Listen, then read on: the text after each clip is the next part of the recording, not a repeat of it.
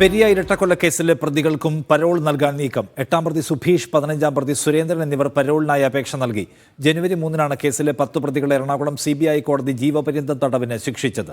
ഷഫീഖ് നസ്രുള്ള കൂടുതൽ വിവരങ്ങളുമായി. ഷഫീഖ്, ഇത് പരോൾ കൊടുക്കാനുള്ള സംയുക്ത ആസൂത്രണത്തിന്റെ ഭാഗമാണെന്ന് സംശയിക്കുകയാണോ അവരുടെ കുടുംബം?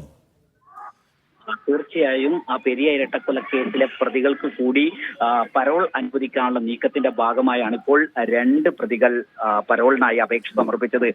കൂടുതൽ പ്രതികൾക്ക് പരോൾ അനുവദിക്കാനുള്ള ഒരു സാധ്യത കാണുന്നുണ്ട്. സർക്കാർ ഈ പ്രതികളെ പരോൾ നൽകും, അത് വലിയ ആശങ്കയുണ്ടാക്കുന്നു എന്ന് കുടുംബം പ്രതികരിച്ച് കഴിഞ്ഞിരിക്കുന്നു. ജനുവരി 3-ാം തീയതിയാണ് 10 പ്രതികളെ CBI പ്രത്യേക കോടതി ജീവപര്യന്തം ശിക്ഷയ്ക്ക് വിധിച്ചത്. ഇപ്പോൾ പ്രതികൾ കണ്ണൂർ സെൻട്രൽ ജയിലിലാണുള്ളത്.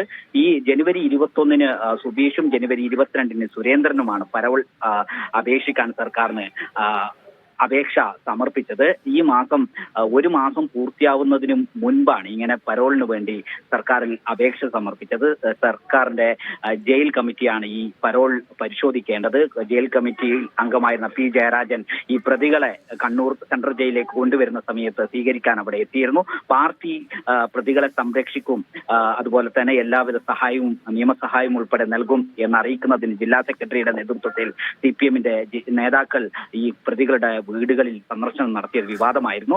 അതിന് പിന്നാലെയാണ് ഇപ്പോൾ പ്രതികൾ പരോളിന് വേണ്ടി അപേക്ഷ സമർപ്പിച്ചത്. 2 പ്രതികളാണ് ഇപ്പോൾ അപേക്ഷ സമർപ്പിച്ചിരിക്കുന്നത്. കൂടുതൽ പ്രതികൾക്ക് പരോൾ നൽകാനുള്ള സാധ്യത കണക്കുകൂട്ടുന്നുണ്ട്. ഇപ്പോൾ 1 മാസം 3-ാം തീയതിയാണ്, ജനുവരി 3-നാണ് 10 പ്രതികൾക്ക് ജീവപര്യന്തം ശിക്ഷ വിധിച്ചുകൊണ്ട് ഹൈക്കോടതി വിധി ഉണ്ടാവുന്നത്.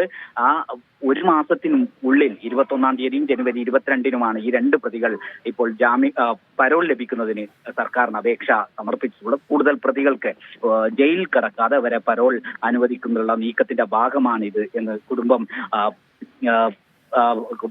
കരുതുന്നുണ്ട്. അങ്ങനെ ഇവരെ സഹായിക്കുന്നതിനാവശ്യമായ നടപടിയിലേക്കാണ് CPM കടന്നത്. 500 രൂപ ഇവർക്ക് കൂടി പരോൾ കൊടുക്കാനുള്ള പരിപാടിയുടെ ഭാഗമാണെന്ന് കുടുംബം സംശയിക്കുന്നു.